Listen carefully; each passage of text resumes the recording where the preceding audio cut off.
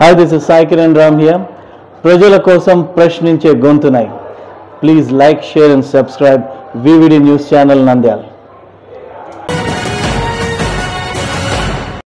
Polavaram Banakacherla project కాంట్రాక్టర్ల ప్రయోజనాల కొరకే తప్ప ఇది రాయలసీమకు ఏమాత్రం లబ్ధి చేకూరదని ఆలోచన పరులు వేదిక నాయకులు విశ్రాంత ఐపీఎస్ అధికారి ఏబి వెంకటేశ్వరరావు ఘాటుగా విమర్శించారు.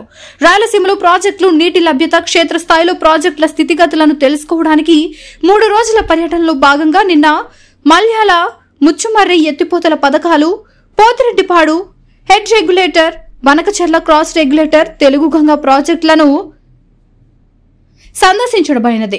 ఈ సందర్భంగా బుధవారం నంద్యాల రాయలసీమ సాగునీటి సాధన సమితి అధ్యక్షులు బొజ్జ దశరథరామరెడ్డి గృహంలో ఏర్పాటు చేసిన పత్రికా సమావేశంలో బొజ్జ దశరథరామరెడ్డి, సాగునీటి రంగ విశ్లేషకులు తుంగ లక్ష్మీనారాయణ, రైతు సేవా అధ్యక్షులు అక్కినేని భవానీ ప్రసాద్, సామాజికవేత్త జొన్నలగడ్డ రామారావు, సిపిఐ నాయకులు రామాంజనేయులు, రైతు నాయకులు పాల్గొన్నారు. ప్రాధాన్యత కలిగినటువంటి రాష్ట్రం, ముఖ్యంగా వ్యవసాయం మీద ఆధారపడిన రాష్ట్రం. ఆంధ్రప్రదేశ్ రాష్ట్రంలో 2 జీవనదులు, మంచి నదులు కృష్ణా, గోదావరి ప్రవహిస్తున్నాయి. ఈ నదుల నీటిని పూర్తి స్థాయిలో వాడుకోవడం మన బాధ్యత.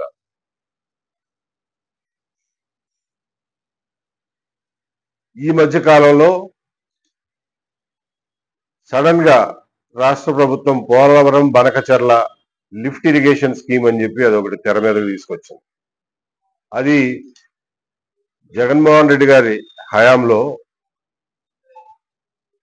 మెగా ఇంజనీరింగ్ వాళ్ళు ప్రతిపాదించగా వ్యాప్కోస్ నుంచి డిపిఆర్ తెప్పించుకుని కొద్ది రోజులు డిపార్ట్మెంట్ లో నలిగినటువంటి ప్రాజెక్టు. దాన్ని ఆ రోజున ప్రతిపక్షంలో ఉన్న వాళ్ళు తీవ్రంగా వ్యతిరేకించారు.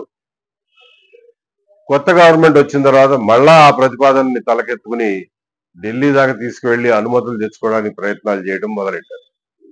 అప్పుడు రాష్ట్రంలో ఉన్నా లేనట్టుగా ఉన్నటువంటి ప్రతిపక్షం దీని గురించి నోరు మెదపలేదు. ఎందువల్లంటే ఈ కార్యక్రమాన్ని మొట్టమొదటి ప్రారంభించింది వాళ్లే కాబట్టి. ఈ పరిస్థితుల్లో ఈ ప్రాజెక్టు యొక్క మంచి చెడులు, సాధ్యాసాధ్యాలు గమనించాల్సిన విషయం, విశ్లేషించాల్సిన బాధ్యత ప్రజల మీద, ప్రజా సంఘాల మీదే పడింది. అందులో భాగంగా ఆలోచన పరుల వేదిక అని చెప్పి ఒక చిన్న వేదిక ఏర్పాటు చేసుకుని నేను, లక్ష్మీనారాయణ గారు, రిటైర్డ్ ఇంజనీర్ పాపారావు గారు, అక్కినేని భవానీ ప్రసాద్ గారు, చక్రవర్తి గారు, రామారావు గారు, మేమంతా కూర్చుని దీని గురించి కొన్ని రోజుల పాటు డిస్కషన్ చేశాం. ఇందులో ఉన్నటువంటి ఇతర ఎక్స్పర్ట్లను కూడా పిలిపించి మాట్లాడితే మాకు తేలింది ఏంటంటే ఈ పోలవరం బనకచెర్ల ప్రాజెక్టు కాంట్రాక్టర్ల ప్రయోజనాలకి ఉద్దేశించబడిందే తప్ప రైతుల ప్రయోజనాలకు ఉద్దేశించబడింది కాదు అని చెప్పి మేము ఈ నిర్ధారణకు వచ్చిన తర్వాత వివరంగా ప్రభుత్వానికి ఒక లేఖ రాశాం. చీఫ్ మినిస్టర్ గారి అపాయింట్మెంట్ అడిగితే దొరకలేదు. కనీసం లేఖ అయినా ఆయనకి చేరుంటుందని చెప్పి ఆశిస్తున్నాం. మేము లేవనెత్తిన అంశాలను చర్చించడానికి ముఖ్యమంత్రి గారు కానీ, లేకపోతే కనీసం ఇరిగేషన్ మినిస్టర్ గారు కానీ, లేకపోతే ఎవరైనా ఆయన తరఫున కానీ ఏ ఆఫీసర్ కానీ కూర్చుంటే మేము లేవనెత్తిన అంశాలకి ప్రజల్లో ఒక వివరణ ఇస్తే బాగుంటుందని చెప్పి అంటే అది ఇప్పటి వరకు సాధ్యపడలా. మాకు క్షేత్రస్థాయిలో ఉన్నటువంటి జ్ఞానాన్ని బట్టి, సమాచారాన్ని బట్టి తెలిసింది ఏంటంటే ముఖ్యంగా కృష్ణా నది నీళ్లని ఎక్కువ వీలైనంత ఎక్కువ భాగంగా తరలించి రాయలసీమలో ఉన్నటువంటి పొలాలకు నీళ్లు ఇవ్వాలనే ఉద్దేశం గత కొన్ని దశాబ్దాలుగా ఏదైతే ఉందో దానికి సంబంధించిన కొన్ని ప్రాజెక్టులు కట్టారు. కానీ చాలా భూమి ఇప్పటికి కూడా నీరు అందక ఎండిపోతున్న పరిస్థితి ఉందనేది మనందరికీ తెలిసిన విషయమే. కాబట్టి ఈ విషయంలో క్షేత్రస్థాయిలో ప్రాజెక్టులని పరిశీలించి అక్కడున్న ప్రజలతో మాట్లాడి రాయలసీమ జలసాధన సమితి లాంటి ఆర్గనైజేషన్స్ తో మాట్లాడి, దశరథరామరెడ్డి గారు లాంటి యాక్టివిస్టులతో మాట్లాడి ఒక అవగాహన రావాలన్న ఉద్దేశంతో ఈ క్షేత్రస్థాయి పర్యటనలకి మొన్నటి నుంచి మొదలుపెట్టాం. మేము క్షేత్రస్థాయిలో పర్యటించినప్పుడు కానీ తెలిసినటువంటి విషయాలు దిగ్భ్రాంతి గొలుపుతున్నాయి. బహుశా రాష్ట్రంలో ప్రజలకి ఈ విషయాలు ఏవి తెలిసి ఉండకపోవచ్చు. అలాగే తెలంగాణ ప్రజలకు కూడా తెలియదు ఇక్కడ ఏం జరుగుతుంది అన్నది.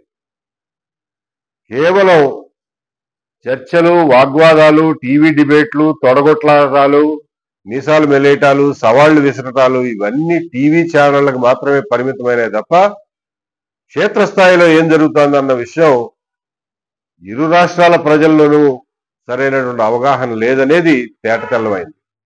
కాబట్టి ముఖ్యంగా మా ఆడియన్స్ ఏదైతే ఉందో, సరే ప్రభుత్వాలకి చెప్తే వింటారో లేదో తెలియదు కానీ కనీసం ప్రజలకి ఉన్న వాస్తవ పరిస్థితులు ఎక్స్ప్లెయిన్ చేసి చెప్పాల్సిన బాధ్యత మా మీద ఉందనుకుంటున్నాం. ఈ రోజున సందర్శించాల్సిన కొన్ని గోరకల్లు రిజర్వాయర్ లాంటివి, అలాగే సుంకేసుల ఆనకట్ట, వీటన్నిటినీ పరిశీలించిన తర్వాత మధ్యాహ్నం 3 గంటలకి కర్నూలులో ఈ 3 రోజుల పర్యటనలోనూ వచ్చినటువంటి అవగాహనలన్నీ ప్రజలతో పంచుకుంటాం. మీడియా వీటిని ప్రజల దగ్గరికి చేరవేయాలని చెప్పి మేము ప్రత్యేకంగా కోరుతున్నాం. ఆ ప్రాంతంలో ఉన్న ప్రజలు, ఆ భూమి ఉన్నవాళ్ళు, వ్యవసాయం చేసే రైతులకి నీళ్లు వస్తాయని నమ్మకం ఏమిటో కలుగుతుంది. ఇంతకుముందు నాగార్జున సాగర్ అప్పుడు అది జరిగింది, కానీ ఇప్పుడు అది జరగట్లా. నీళ్లు వస్తున్నాయి, పారుతున్నాయి, కానీ ఏట్లో ఉన్న నీటికి కాలువలో ఉన్న నీళ్ళకి రైతులకు తేడా ఏం లేదు. ఇప్పుడు కాలువలో ఉన్న నీరు రైతుల దగ్గరికి తీసుకెళ్ళడానికి కావాల్సిన ప్రయత్నం చేయడంలో మీ అందరూ సహాయం చేయమని కోరుతున్నాను. వివిడి న్యూస్ టీవీని తక్షణమే సబ్స్క్రైబ్ చేసుకోండి. నోటిఫికేషన్ కోసం బెల్ ఐకాన్ క్లిక్ చేయండి. మరిన్ని అప్డేట్స్ కోసం ప్రతి ఒక్క కుటుంబానికి ఉచిత ప్రకటనలు వచ్చే విధంగా మీకోసం మీ ముందుకు వివిడి న్యూస్ టీవీని ఏపీ ఫైబర్ నందు 99వ ఛానల్ మరియు యూట్యూబ్ నందు వీక్షించెదరు.